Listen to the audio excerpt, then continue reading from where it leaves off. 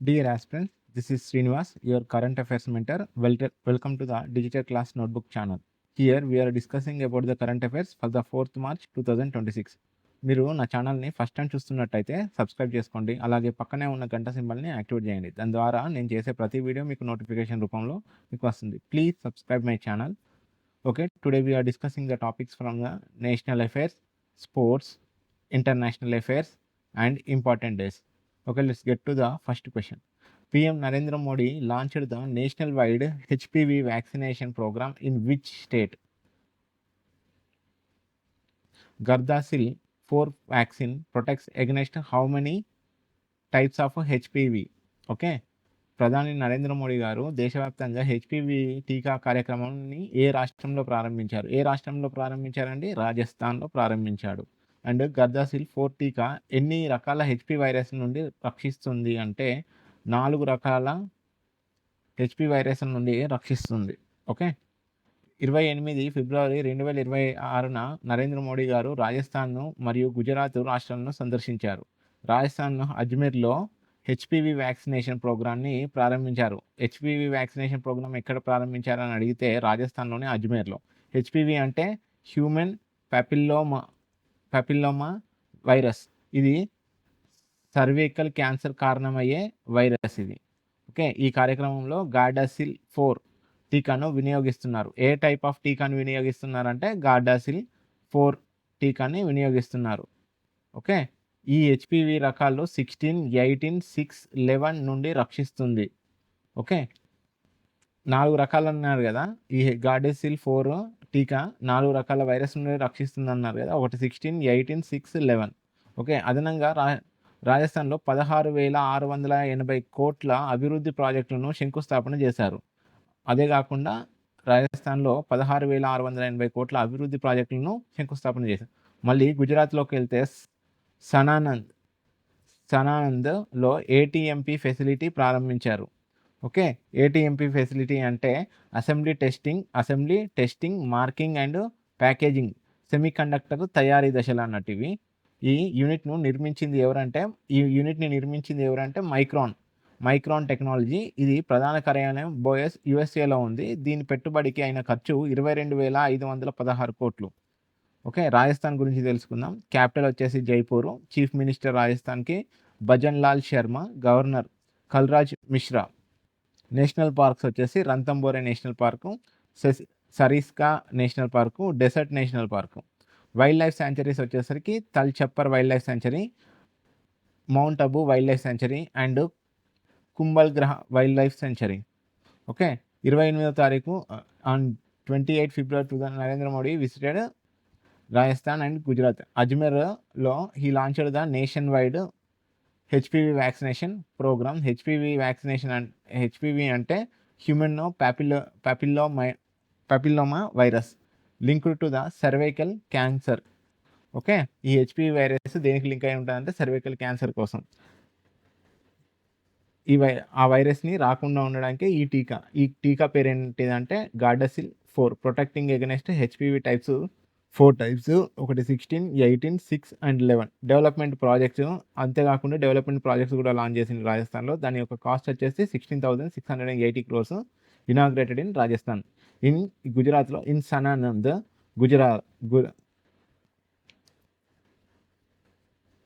గుజరాత్లో he inaugurated assembly testing and marketing and packaging semiconductor facility.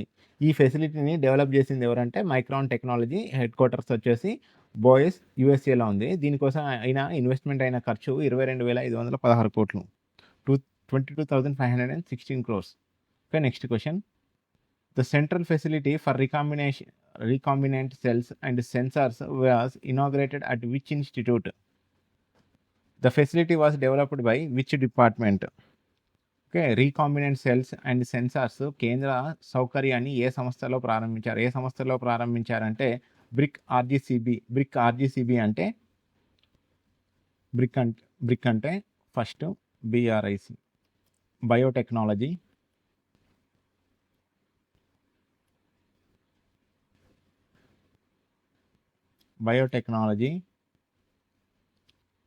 research, R for research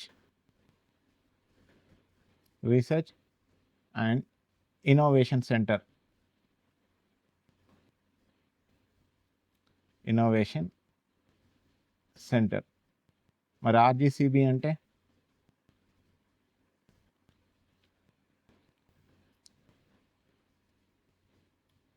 Rajiv Gandhi centre for biotechnology.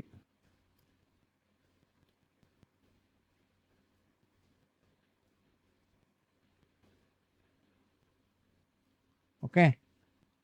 And ఇది facility develop చేసిన department వచ్చేసి department of biotechnology. Okay, చూద్దాం. March 1, 2026 Jitender Singh garu central facility for recombination cells and సెన్సార్స్ను ప్రారంభించారు. ఈయన ఏ ministry అంటే ministry of science and టెక్నాలజీకి సంబంధించిన మినిస్టర్. అంతేకాకుండా ministry of earth and science, ఈ రెండింటి యొక్క మినిస్టర్ ఎవరి చేతిలో ఉందంటే జితేందర్ సింగ్ గారి చేతిలో ఉంది. ఈ సౌకర్యం ఎక్కడ జరిగింది అంటే Rajiv Gandhi centre for the బయోటెక్నాలజీలో తిరువనంతపురం, కేరళలో అక్కులం క్యాంపస్లో జరిగింది. ఓకే, ఈ కార్యక్రమం ఎక్కడ జరిగింది అంటే తిరువనంతపురం, కేరళలోని అక్కులం క్యాంపస్లో జరిగింది. ఎక్కడ? Rajiv Gandhi centre for the బయోటెక్నాలజీలో. Okay, Rajiv Gandhi centre for biotechnology ఎక్కడుందంటే తిరువనంతపురం, కేరళలోని అక్కులం క్యాంపస్లో ఈ సమ్మిట్ జరిగింది. ఆర్జీసీబీ ప్రస్తుతం biotechnology research and innovation council కింద పనిచేస్తుంది. ఈ ఆర్జీసీబీ దేని కింద పనిచేస్తుంది అంటే biotechnology research and innovation council కింద పనిచేస్తుంది. ఈ ప్రాజెక్ట్ని అభివృద్ధి చేసింది ఎవరంటే డిపార్ట్మెంట్ ఆఫ్ బయోటెక్నాలజీ. డెవలప్ చేసింది ఎవరు? Department of biotechnology. ఈ డిపార్ట్మెంట్ ఆఫ్ బయోటెక్నాలజీ ప్రధాన హెడ్ క్వార్టర్స్ ఎక్కడ ఉన్నాయి? న్యూఢిల్లీలో ఉన్నాయి. మూలధన వ్యయం, ఓకే, అవుట్లే ఎంత? 60 కోట్లు ఖర్చు పెట్టనున్నారు. ఈ సౌకర్యం లక్ష్యం ఏంటిదంటే drug discovery, medical genomics and agrigenomics. Okay, medical genomics and agrigenomics. దీని యొక్క టార్గెట్ వచ్చేసి స్పెసిఫిక్ డ్రగ్ డిస్కవరీ. అదనంగా CGMP ఫెసిలిటీ అంటే current good manufacturing practice. Okay, current good manufacturing practice. మొత్తం వ్యయం ఎంత అవుతుందంటే 80 కోట్లు. క్వాంటమ్ ఫిజిక్స్ 100 మ్యాజికల్ ఇయర్స్ అనే పుస్తకాన్ని విడుదల చేశారు. అంతేకాకుండా క్వాంటమ్ ఫిజిక్స్లోని 100 మ్యాజికల్ ఇయర్స్ అనే పుస్తకాన్ని కూడా జితేందర్ సింగ్ గారు రిలీజ్ చేశారు. ఈ బుక్ యొక్క రచయిత ఎవరు అంటే VPN Nampoori. Okay, next question. National Arogya fair 2026 was held in which state? National Arogya Mela 2026 ఏ రాష్ట్రంలో జరిగింది? ఇది ఏ రాష్ట్రంలో జరిగిందంటే మహారాష్ట్రలో జరిగింది. ఓకే, 25 నుండి 28 ఫిబ్రవరిలో మధ్య నేషనల్ ఆరోగ్య ఫేర్ 2020 మహారాష్ట్రలో జరిగింది. ఈ మేళా షిగావన్ మహారాష్ట్రలోని బుల్దానా జిల్లాలో నిర్వహించడం జరిగింది. ఈ కార్యక్రమాన్ని నిర్వహించింది ఎవరంటే మినిస్ట్రీ ఆఫ్ ఆయుష్. ఈ మినిస్ట్రీ ఆఫ్ ఆయుష్కి మినిస్టర్ ఎవరంటే సర్బానంద్ సోనోవాల్. ఆయుష్ అంటే ఏంటిదంటే A for Ayurveda, Y for yoga and naturopathy, U for Unani, S for Siddha and H for homeopathy. Okay, ఇది ఆల్ ఇండియా ఆయుర్వేదిక్ కాంగ్రెస్ సహకారంతో నిర్వహించబడుతుంది. ఈ మేళాను ప్రారంభించింది ఎవరు అంటే భారత రాష్ట్రపతి గారు ద్రౌపది ముర్ము. స్థలం వచ్చేసి శాంట్ గజనాన్ మహారాజ్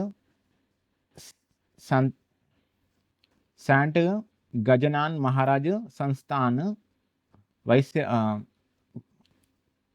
వైసవ మైదాన్.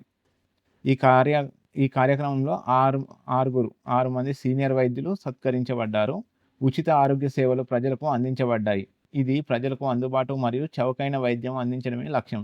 ఇది దేనికోసం ఏర్పడిందంటే ప్రజలకు చౌకైన వైద్యం అందించడమే లక్ష్యంగా పెట్టుకున్నాం. మహారాష్ట్రలో చూద్దాం. క్యాపిటల్ వచ్చేసి ముంబై.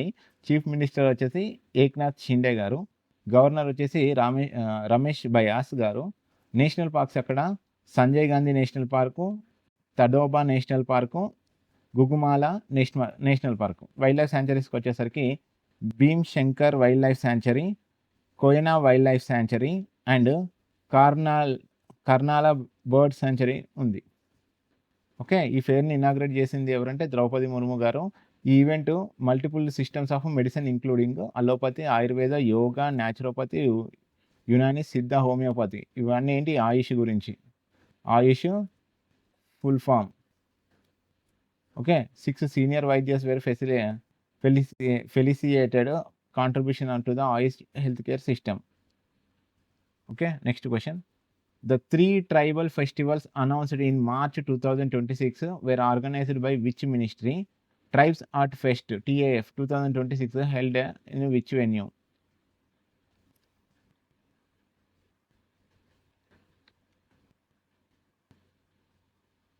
ఓకే. మార్చ్ 2026 ప్రకటించిన 3 గిరిజన ఉత్సవాలను ఏ మంత్రిత్వ శాఖ నిర్వహించింది?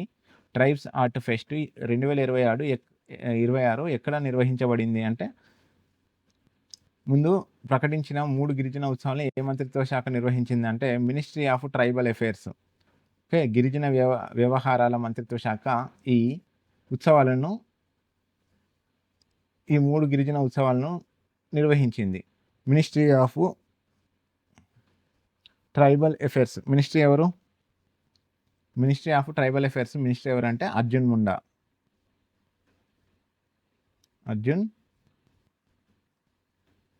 అర్జున్ ముండా. ఓకే. ఈ ట్రైబ్స్ ఆర్ట్ ఫెస్ట్ ఎక్కడ నిర్వహించబడింది అంటే Travancore palace art gallery in New Delhi. Okay. న్యూఢిల్లీలోని ట్రావెన్కోర్ ప్యాలెస్ ఆర్ట్ గ్యాలరీలో ఈ ట్రైబల్ ఆర్ట్ ఫెస్ట్ నిర్వహించడం జరిగింది. Okay. March 2026 ministry of tribal affairs 3 ప్రధాన గిరిజన ఉత్సవాలు ప్రకటించింది. అది ప్రస్తుతం కేంద్ర మంత్రి హ్యాండ్ ఓవర్లో నడుస్తుంది. ఈయననే కదా Arjun Munda, ministry of tribal affairs.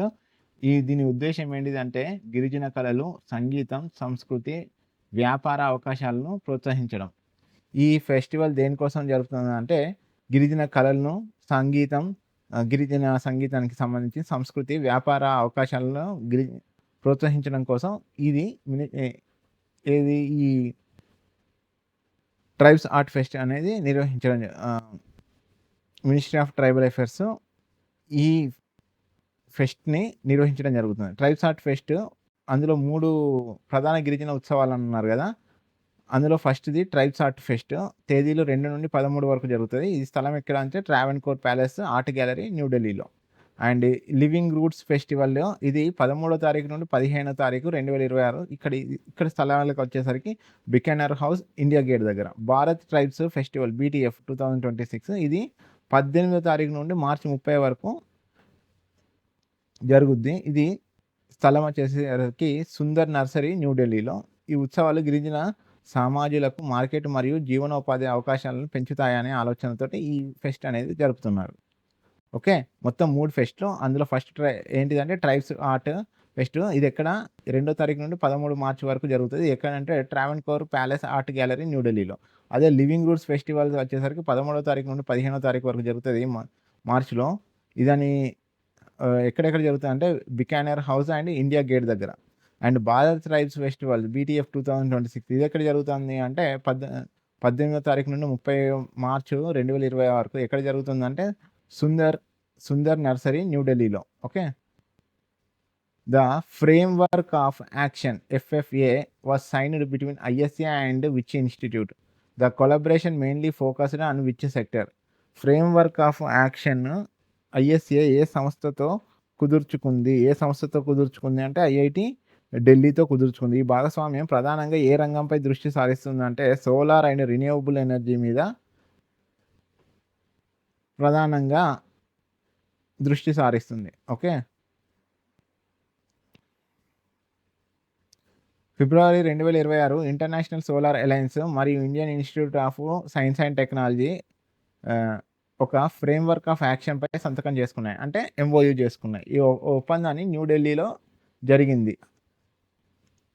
Okay. International solar alliance director general ఎవరంటే Ashish Khanna. And IIT Delhi director ఎవరంటే రంగన్ బెనర్జీ. ఓకే. రంగన్ బెనర్జీ గారు. ISA ప్రధాన కార్యాలయం ఎక్కడ ఉందంటే హెడ్ క్వార్టర్స్ ఎక్కడున్నాయి? గురుగ్రామ్, హర్యానాలో ఉన్నాయి. ఈ భాగస్వామ్యం ముఖ్య ఉద్దేశ్యం ఏంటిదంటే గ్లోబల్ సౌరశక్తి నైపుణ్యాలు అభివృద్ధి చేయడం, రిన్యూవబుల్ ఎనర్జీలో capacity of building, human resources development. ముఖ్య లక్షణాలు ఏమిటి అంటే కెపాసిటీ బిల్డింగ్, అందులో సోలార్ టెక్నాలజీ అప్లికేషన్ రిసోర్సెస్ ద్వారా ట్రైనింగ్ ప్రోగ్రామ్స్ అందించడం అన్నట్టు. అకాడమిక్ ఎక్స్పాన్షన్ వచ్చేసి ఎంటెక్ ఆర్ఈటీఎం నుంచి ఎంపీపీ అండ్ పిహెచ్డి వరకు విస్తరణ జరగడం. అకాడమిక్ ఎక్స్పాన్షన్ ఎంటెక్ నుంచి ఎంపీపీ లేదా పిహెచ్డి వరకు విస్తరణ జరగడం. And institute national de l energy solaire ఫ్రాన్స్తో సహకారంతో ఈ సోలార్ టెక్నాలజీ అప్లికేషన్ ఏదైతే ఉందో ఫ్రాన్స్ వాళ్ళ సహకారంతో ఈ ట్రైనింగ్ ప్రోగ్రాము ఫ్రాన్స్ వారి సహకారంతో ఇప్పిస్తున్నారు. ఓకే, ఈ రీసెర్చ్ ఏంటిదంటే సోలార్ రంగంలో AI, artificial intelligence, machine learning, block chain వినియోగం. ఓకే, ఈ ట్రైనింగ్లో వీళ్ళకి ఏమేమి నేర్పిస్తారంటే సోలార్ రంగంలోని ఏఐ మీద, మిషన్ లెర్నింగ్ మీద, బ్లాక్ చైన్ మీద. Okay, Delhi union territory, Delhi అనేది యూటీ కదా, అదే స్టేట్ కాదు, యూనియన్ టెరిటరీ. ఇక్కడ గవర్నర్ వచ్చేసి లెఫ్టినెంట్ గవర్నర్ ఉంటారు. ఈయన Vinay Kumar Saxena. Chief minister Atishi. She was first female CM for the Delhi. Capital వచ్చేసరికి న్యూ ఢిల్లీ. నేషనల్ పార్క్స్ ఏం లేవు. వైల్డ్ లైఫ్ సెంచరీ వచ్చేసి Asola Bhatti wildlife century. Okay, wild life century పేరు ఏంటిదంటే ఒకటే ఒక వైల్డ్ లైఫ్ సెంచరీ ఉంది, Asola Bhatti wildlife sanctuary. International solar alliance మరియు Indian institute of IIT Delhi ఒక ఎంఓయూ కుదుర్చుకుంది for the framework of action in new Delhi. ISA international solar alliance general ఎవరంటే Ashish Khanna. Delhi director ఎవరంటే Ranganath Banerjee. ISA headquarters ఎక్కడ ఉన్నాయంటే గురుగ్రామ్, హర్యానాలో ఉన్నాయి. ఇది ఎందుకోసం ఈ అగ్రిమెంట్ కుదుర్చుకున్నారంటే strength and renewable energy cooperation, build a global solar capacity, enhance human resource development. Okay, వీళ్ళు మెయిన్గా ఫోకస్ చేసేది రిన్యూవబుల్ ఎనర్జీ కోఆపరేషన్ని బలపరుచుకుంటూ ఒక గ్లోబల్ సోలార్ కెపాసిటీని పెద్ద ఎత్తున బిల్డ్ చేసి ఆ తర్వాత హ్యూమన్ రిసోర్స్ డెవలప్మెంట్ కూడా ఎన్హాన్స్ చేయడం కోసం ఈ మూడు ప్రధానంగా ఎంచుకున్న కారణాలు లక్ష్యాలు ఈ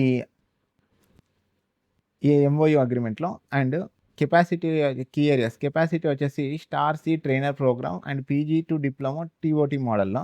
academic expansion to MPP and PhD లెవెల్లో వాళ్ళని అకాడమిక్ ఎక్స్పెన్షన్ చేయాలి in solar energy with support of INES France company తోటి. The Indian and euro FTA free trade agreement eliminates or reduce tariffs and approximately what percentage of traded goods. India and European Union agreed to grant each other which status for the 5 years. Okay, Bharat European union ఒక FTA agreement జరిగింది కదా, సుమారు ఎంత శాతం వాణిజ్య సరుకులను టారిఫ్లు తగ్గిస్తుంది లేదా తొలగిస్తుంది అంటే 96%. ఓకే, ఆప్షన్ డి 96.6% టారిఫ్లను తగ్గిస్తుంది. అండ్ భారత్ మరియు యూరోపియన్ యూనియన్ పరస్పరం ఏ హోదాను 5 సంవత్సరాల పాటు మంజూరు చేయడానికి అంగీకరించాయి అంటే పరస్పరం 5 సంవత్సరాలు పాటు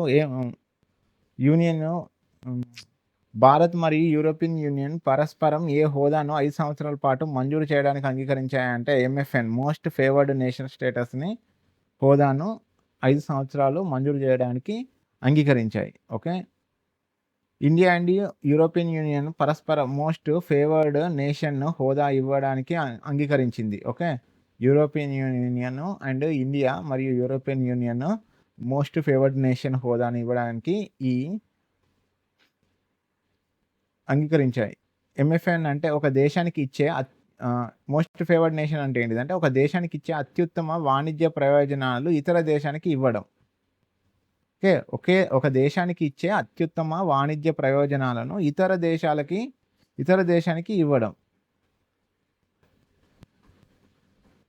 ఇది ఈ హోదా ఎన్ని సంవత్సరాలు ఉంటదంటే 5 సంవత్సరాల పాటు అమల్లో ఉంటుంది. ఇది India and EU free trade agreement అమల్లోకి వచ్చిన తేదీ నుంచి ప్రారంభమవుతుంది. ఫ్రీ ట్రేడ్ అగ్రీమెంట్ 2022లో పునఃప్రారంభమై జనవరి 2026 తుది రూపం పొందింది. 2022లో పునఃప్రారంభమై 2026లో ఇది రూపం పొందింది. ఓకే.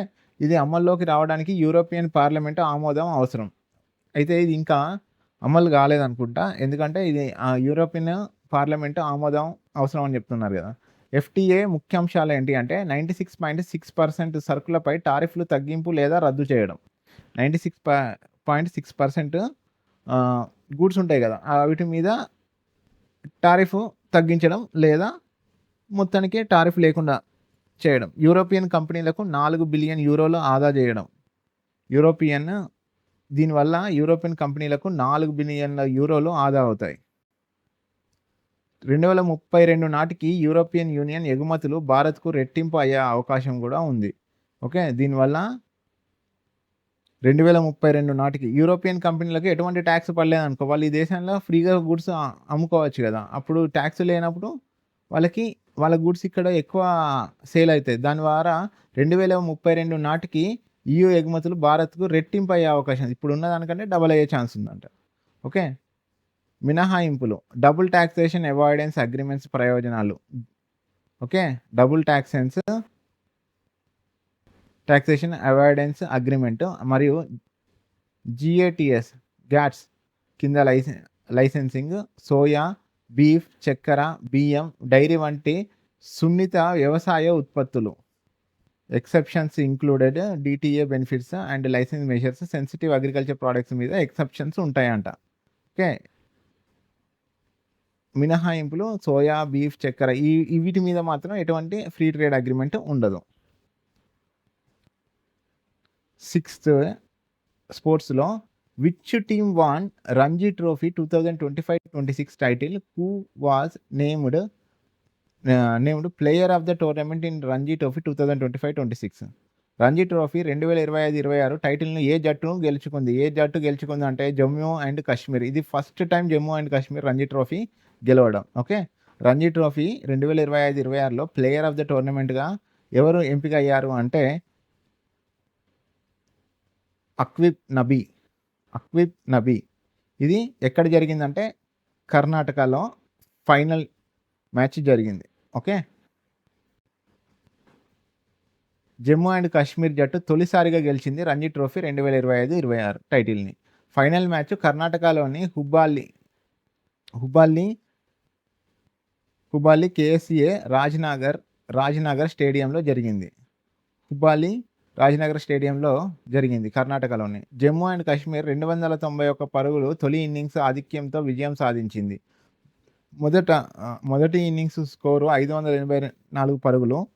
శుభం పుందూరి 121 పరుగులు చేశారు. కర్ణాటకకి 293 పరుగులకే ఆల్అవుట్ అయింది.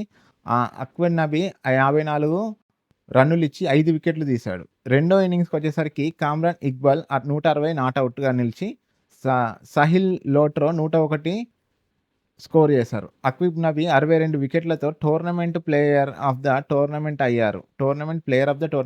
అక్విబ్ నబీ అయ్యారు. అబ్దుల్ సమద్ వచ్చేసి 748 పరుగులతో జట్టు టాప్ స్కోరర్ చేశారు. ఓకే. మొత్తం ఈ జట్టులో టాప్ స్కోరర్ చేసింది ఎవరంటే Abdul Samad. Player of the tournament ఎవరంటే అక్విబ్ నబీ 62 వికెట్లు తీశారు. ఓకే. ఇది ఎక్కడ జరిగింది అంటే కర్ణాటకలోని హుబ్బల్లి రాజనగర్ స్టేడియంలో జరిగింది. కర్ణాటక స్టేట్ గురించి చూద్దాం. కర్ణాటక స్టేట్ యొక్క క్యాపిటల్ బెంగళూరు. చీఫ్ మినిస్టర్ వచ్చేసి సిద్ధరామయ్య. గవర్నర్ వచ్చేసి Thawar Chand Gehlot. Okay. National parks వచ్చేసి Bandipur national park, Nagarhole national park, Kudremukh national park. Wildlife sanctuary వచ్చేసి Bhadra wildlife sanctuary, Dandeli wildlife sanctuary and Kaveri wildlife sanctuary ఉంది. ఓకే. జమ్మూ అండ్ కాశ్మీర్ మొత్తం 584 పరుగులు చేశారు. అది ఫస్ట్ ఇన్నింగ్స్ అప్పుడు. అందులో శుభం పొండేరి 121 పరుగులు చేశారు. కర్ణాటక 293కి ఆల్అవుట్ అయింది. దీంట్లో అక్విబ్ నబీ 54 పరుగులు ఇచ్చి 5 వికెట్లు తీశారు. సెకండ్ ఇన్నింగ్స్ వచ్చేసరికి కామ్రాన్ ఇక్బాల్ 160 నాట్అవుట్గా నిలవగా సాహిల్ లోత్రు 101 స్కోర్ చేశారు. Aquib Nabi named the player of the tournament with 62 wickets. Okay, and 62 వికెట్లు తీసుకున్నాడు. Abdul Samad scored 748 runs in the team and he was the top scorer in the team. And Jammu and Kashmir మార్కుడు ఫస్ట్ టైం రంజీ ట్రోఫీ గెలవడం. దీని ద్వారా మొత్తం 19వ టీం అయిందంట Ranji trophy గెలిచిన టీంల లిస్ట్లో. ఓకే, 19వ టీం పేరు ఏంటిదంటే Jammu and Kashmir team Ranji trophy గెలిచింది 19వ టీం పేరు. And first time Ranji trophy గెలిచిన ఎవరంటే జమ్మూ అండ్ కాశ్మీర్. ఎక్కడ జరిగింది? కర్ణాటకలోని హుబ్బల్లి. ఓకే, ఇంపార్టెంట్ డేస్ చూద్దాం. Important days: zero discrimination day observed annually on which date? Zero discrimination day ప్రతి సంవత్సరం ఏ తేదీన జరుపుకుంటామంటే మార్చ్ 1న జరుపుకుంటాం. జీరో డిస్క్రిమినేషన్ డే 1 మార్చ్ జరుపుకుంటాం. ఇది 2026లో ఇది 12వ ఆచరణ. ఓకే, ఇది 12th టైం అన్నట్టు. 2026 థీమ్ వచ్చేసి పీపుల్ ఫస్ట్. ఓకే, ఈ కార్యక్రమాన్ని ప్రారంభించింది joint United nations programme on HIV and AIDS AIDS మీద. యునైట్స్ అంటే joint United nations programme on HIV or AIDS మీద. ప్రధాన కార్యాలయం జెనీవా, స్విట్జర్లాండ్లో ఉంది. 2013 వరల్డ్ ఎయిడ్స్ డే డిసెంబర్ 1న సందర్భంగా జీరో డిస్క్రిమినేషన్ క్యాంపెయిన్ ప్రారంభించడం జరిగింది. 2013లో ఈ వరల్డ్ ఎయిడ్స్ డే డిసెంబర్ 1న జీరో డిస్క్రిమినేషన్ డే ప్రారంభించడం జరిగింది. సో ఈసారికి అది 12వసారి జరుపుకుంటాం. ఈ ఉద్యమాన్ని ప్రోత్సహించింది ఎవరంటే global advocate Aung San Suu. Kyi, తొలి zero discrimination day March 2014 Beijing, చైనాలో నిర్వహించడం జరిగింది. ఈరోజు యొక్క అధికారిక చిహ్నం బటర్ఫ్లై, సీతాకోక చిలుక. ఓకే, చిహ్నం ఏంటిది అంటే 2026లోని వరల్డ్ జీరో డిస్క్రిమినేషన్ డేకి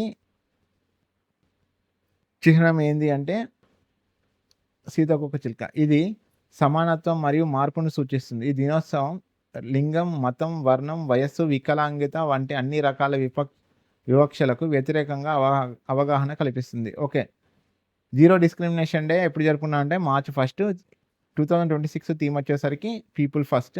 ఈ లాంచ్ చేసింది ఎవరంటే యునైట్స్ అంటే joint United nations programme on HIV and AIDS. First time ఇది ఎప్పుడు జరుపుకున్నా అంటే 1 మార్చ్ 2014. ఎక్కడ అంటే బెజ్జింగ్, చైనాలో జరుపుకున్నాం. ఈసారి 2026కి సింబల్ వచ్చేసి బటర్ఫ్లై. ఇది ఎందుకు జరుపుకుంటాం? To promote the equality and non discrimination. Okay, next question: world civil defence day is observed. World civil defence day okay annually on which date? ఎప్పుడు జరుపుకుంటామంటే మార్చి 1న జరుపుకుంటాం. World civil defence day every year on March 1న జరుపుకుంటాం. 2026లో ఇది 37వసారి జరుపుకోవడం జరిగింది. 2026 థీమ్ వచ్చేసి managing environmental risk for resilient and sustainable future. Okay, theme ఏంటిదంటే managing environment risk for the resilient and sustainable future. ఈ దినోత్సవం జరుపుకునే కారణం ఏంటిదంటే ఇంటర్నేషనల్ సివిల్ డిఫెన్స్ ఆర్గనైజేషన్ రాజ్యాంగం అమల్లోకి వచ్చిన రోజున గుర్తు చేసుకోవడం కోసం ఈ డేని జరుపుకుంటాం. Okay, international civil defence organisation రాజ్యాంగం అమల్లోకి వచ్చిన రోజున గుర్తు చేసుకోవడం కోసం ఈ డే జరుపుకుంటాం. ఇంటర్నేషనల్ సివిల్ డిఫెన్స్ ఆర్గనైజేషన్ ప్రధాన కార్యాలయం ఎక్కడ ఉంది? ఓకే, హెడ్ క్వార్టర్స్ ఎక్కడ ఉన్నాయంట? జెనీవా, స్విట్జర్లాండ్లో ఉన్నాయి. మార్చ్ 1, 1972న ఐసిడిఓ అంటే ఇంటర్నేషనల్ సివిల్ డిఫెన్స్ ఆర్గనైజేషన్ రాజ్యాంగం అమల్లోకి వచ్చింది. ఓకే, ఇంటర్నేషనల్గా సివిల్ డిఫెన్స్కు సంబంధించిన రాజ్యాంగం అమల్లోకి వచ్చింది ఎప్పుడంటే 1 మార్చి 1972. రాజ్యాంగం మొదట 17 అక్టోబర్ 1966న ఆమోదించబడింది. ఓకే, ఈ రాజ్యాంగం అంటే ఐసిడిఓ యొక్క రాజ్యాంగం 1966న అక్టోబర్ 15న ఆమోదించడం జరిగింది. 18 డిసెంబర్ 1990న జెనీవాలో జరిగిన 9వ general assembly world civil defence డేను అధికారికంగా ప్రకటించారు. ఓకే, 9వ జనరల్ అసెంబ్లీ డిసెంబర్ 18న 1990లో జెనీవాలో జరిగిన 9వ జనరల్ అసెంబ్లీలో వరల్డ్ సివిల్ డిఫెన్స్ డేని అధికారికంగా ప్రకటించారు. మొదట ఎప్పుడు జరుపుకున్నారంటే 1990లో జరిగింది, మార్చి 1న. ఓకే, ఈ దినోత్సవాన్ని సివిల్ డిఫెన్స్ సిబ్బందిని గౌరవించడం మరియు విపత్తు నిర్వహణపై అవగాహన పెంపొందించడం లక్ష్యం. ఇది 18వ తారీఖు డిసెంబర్ 19న జెనీవాలో జరిగిన 9వ జనరల్ అసెంబ్లీలో దీని ఆమోదం జరిగింది. కానీ మొదటిసారి జరుపుకున్నప్పటికీ ఇంకా ఆమోదం చెందలేదు. అప్పటికి మార్చి 1990. Okay, exam points. First day March world civil defence day జరుపుకుంటాం. 2026 థీమ్ ఏంటిదంటే వరల్డ్ సివిల్ డిఫెన్స్ డే యొక్క థీమ్ ఏంటిదంటే managing environmental risk for the resilient and sustainable future. దీని యొక్క ఆర్గనైజేషన్ ఏంటిదంటే ఇంటర్నేషనల్ సివిల్ డిఫెన్స్ ఆర్గనైజేషన్. దీని యొక్క హెడ్ క్వార్టర్స్ ఎక్కడ ఉన్నాయంటే జెనీవా, స్విట్జర్లాండ్లో ఉన్నాయి. కాన్స్టిట్యూషన్ ఇది ఎప్పుడు ఫోర్స్లోకి వచ్చింది అంటే 1 మార్చ్ 1972 దీని యొక్క కాన్స్టిట్యూషన్ ఫోర్స్లోకి వచ్చింది. అడాప్ట్ ఎప్పుడు చేసుకున్నారంటే 17 October 1966. Formally ఇన్స్టిట్యూటెడ్ on 18 December 1990. Okay, ఈ డేని ఎప్పుడు జరుపుకోవచ్చని డిసైడ్ అయ్యారంటే 18 డిసెంబర్ 1990న జెనీవాలో జరిగిన 9వ జనరల్ అసెంబ్లీ మీటింగ్లో. ఇది ఫస్ట్ టైం ఎప్పుడు జరుపుకున్నారంటే 1 మార్చ్ 1990. ఓకే, ఇది ఇవాల్టి కరెంట్ అఫైర్స్. నా ఎక్స్ప్లెనేషన్ మీకు నచ్చినట్టయితే లైక్ చేయండి, షేర్ చేయండి, సబ్స్క్రైబ్ చేసుకోండి. నేను ఈ కాంచెల్ని కరెంట్ అఫైర్స్ ఏదైతే ఉందో ఇది మార్నింగ్ సెషన్ అంటే మార్నింగ్ 8 AM పోస్ట్ చేస్తాను వీడియోని. అలాగే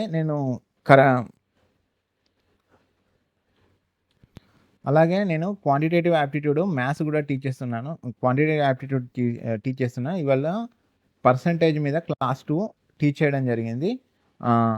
ఓకే, మీరు ఎవరైనా ఈ ఛానల్ని ఫస్ట్ టైం చూస్తున్నట్టయితే కరెంట్ అఫైర్స్ చూడండి. అలాగే నేను క్వాంటిటేటివ్ యాప్టిట్యూడ్లో రేషియో అండ్ ప్రపోర్షన్ కంప్లీట్ చేశాను. పర్సంటేజ్ మీద సెకండ్ క్లాస్ కూడా టీచ్ చేశాను. సో అందులో టాపిక్ వైజ్గా మేము టీచ్ చేయడం జరుగుతుంది. ఇవాళ ఎలక్షన్ బేస్డ్ మీద క్వశ్చన్స్ చేశాము.